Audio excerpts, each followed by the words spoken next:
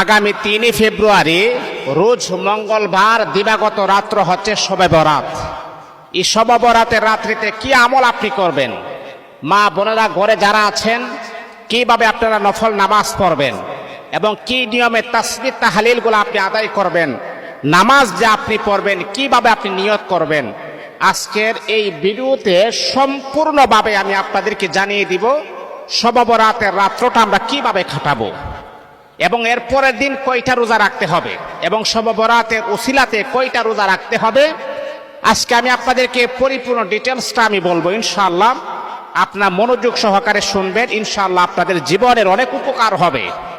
দেখুন, কত সময় আমরা কতভাবে অতিবাহিত করি, কত মিনিট কত ঘন্টা সময় আমরা কত নাপাক অপবিত্র কাজে আমরা এইগুলাকে ব্যবহার করে, কিন্তু আল্লাহ পাকের এই পবিত্র কোরআনের মাধ্যমে কি আপনি আপনার জীবনটা পরিচালনা করতে পারেন না? আজকে শবে বরাত, এই যে আগামী 3 ফেব্রুয়ারি রোজ মঙ্গলবারে যে শবে বরাত, এই রাতটি হচ্ছে একটা গুরুত্বপূর্ণ রাত, যে রাতের ব্যাপারে হাদিসের ভিতরে আসছে ইদা কানা লাইলাতুন নিসফি মিন শাবান ফাকুমু লাইলাহা ওয়া সুমু ইয়াওমাহা ফাইন্নাল্লাহা তাআলা ইয়ানজিলু ফিহা লিগুরুবিশ শামসি ইলা সামাঈদ দুনিয়া। কারণ এই শবে বরাতের রাত্রিতে আল্লাহ পাক রব্বুল আলামিন ওই সময় তিনি প্রথম আসমানে চলে আসেন। এটা হলো সূর্য যখন অস্ত হয়ে যায়, এই যে মাগরিবের নামাজের সময় বা মাগরিবের নামাজের আগ মুহূর্তে আপনি দেখবেন সূর্য একেবারে অস্ত হয়ে যায়, ওই সময় কিন্তু আল্লাহ পাক দুনিয়ার আসমানে চলে আসেন, ইলা সামাঈদ দুনিয়া, দুনিয়ার আসমানে চলে আসেন। আল্লাহ পাক রব্বুল আলামিন ইদা কানা লাইলাতুন নিসফি মিন শাবান, 14 তারিখ দিবাগত রাত শবে বরাত যখন শুরু হয়ে যায়, এই আমার বলল যখন মাগরিবের নামাজের যখন আজান হয়ে যায়, আজানের আগ মুহূর্তে আপনি দেখবেন সূর্যটা একবারে অস্ত হয়ে যায়, ওই সময় কিন্তু আল্লাহ পাক রব্বুল আলামিন প্রথম আসমানে চলে আসেন।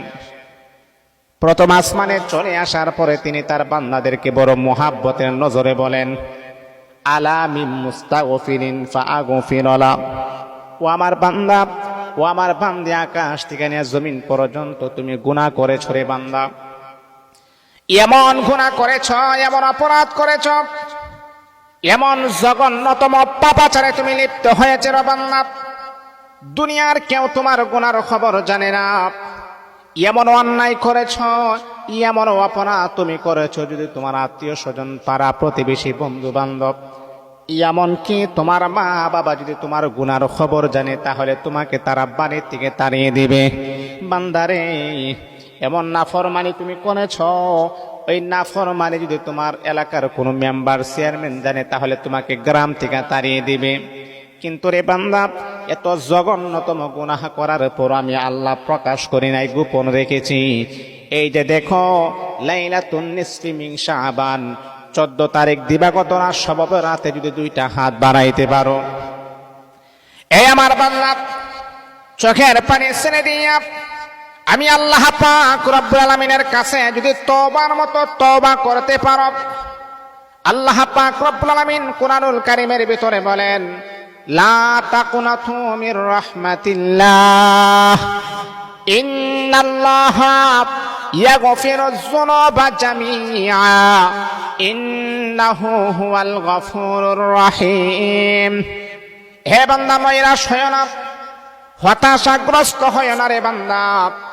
এই যে শাবানের 14 তারিখ দিবাগত রাত হলো শাবান শবে বরাত, ওই রাত্রিতে যদি তওবার মতো তওবা করতে পারো, খালেস দিলে তওবা করতে পারো, আর যদি তুমি বলো আল্লাহ আমি অন্যায় করেছি, অপরাধ করেছি, শয়তানের প্রবঞ্চনায় পরে আমি জুলুম করেছি, আল্লাহ তুমি আমাকে ক্ষমা করে দাও, তুমি আমাকে মাফ করে দাও, আর জীবনে কোনোদিন জিনা করব না, আর জীবনে কোনোদিন পাপাচারে লিপ্ত হব না, আর জীবনে কোনোদিন আমি গুনাহের কাজ করব না, আর জীবনে কোনোদিন আমি নামাজ ছাড়ব না, আর জীবনে কোনোদিন অন্যের হক নষ্ট করে খাওয়ার কোনো চিন্তা ফিকির আমি করব না, জনগণের টাকা আমি আত্মসাৎ করব না।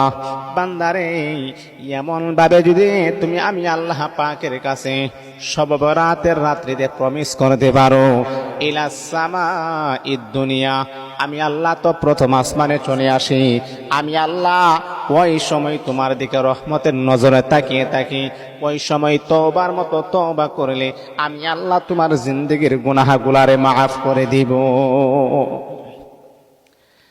এই জন্য বাবা বন্ধুরা আমার, আগামী 3 ফেব্রুয়ারি মঙ্গলবার রোজ, মঙ্গলবার শবে বরাত, ওই রাতটাকে কি কি আমল আপনি করবেন শোনেন, দিনের কান লাগে আপনি শোনেন। 1 নাম্বার হলো বেশি বেশি আপনি নফল নামাজ আপনি পড়বেন। অনেকে আমাকে প্রশ্ন করেন, হুজুর এই যে শবে বরাত যে চলে আসছে, কয় রাকাত নফল নামাজ পড়তে হবে আপনি আমাদেরকে জানায়া দেন।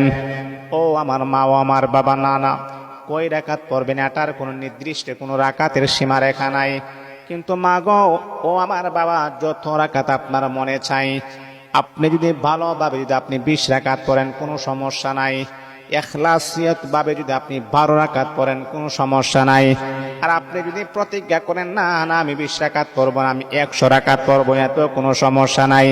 কিন্তু মা, নামাজ যদি আপনি পড়েন মনোযোগ দিয়ে নামাজ পড়বেন, তাসবিহ তাহলিল গুলা সুন্দরভাবে আদায় করবেন, রুকু সিজদা গুলো একইভাবে ধীরে ধীরে আপনি আদায় করবেন, কম নামাজ পড়লেও এটার যাজা বদলা আপনি পেয়ে যাবেন।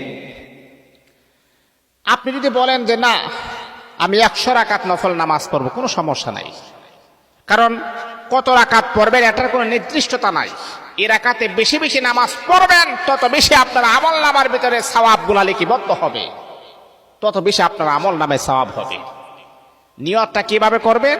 যে আল্লাহ আমি 2 রাকাত শাবানের, লাইলাতুন নিসফ মিন শাবান, আমি 2 রাকাত শবে বরাতের নফল নামাজ পড়িতেছি, আল্লাহু আকবার। নিয়ত এভাবে করবেন, হে আল্লাহ তোমার সন্তুষ্টর জন্য, তোমার খুশির জন্য আমি 2 রাকাত শবে বরাতের নফল নামাজ পড়িতেছি, আল্লাহু আকবার বলে নিয়ত বাঁধবেন।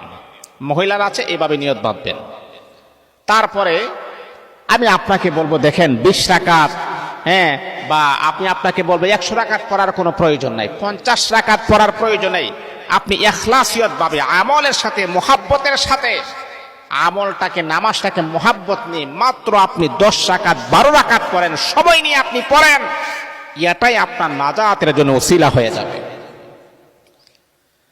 তাহলে 1 নাম্বার হলো ওই রাত্রিতে আপনি বেশি বেশি করে নফল নামাজ পড়বেন, জিকির করবেন।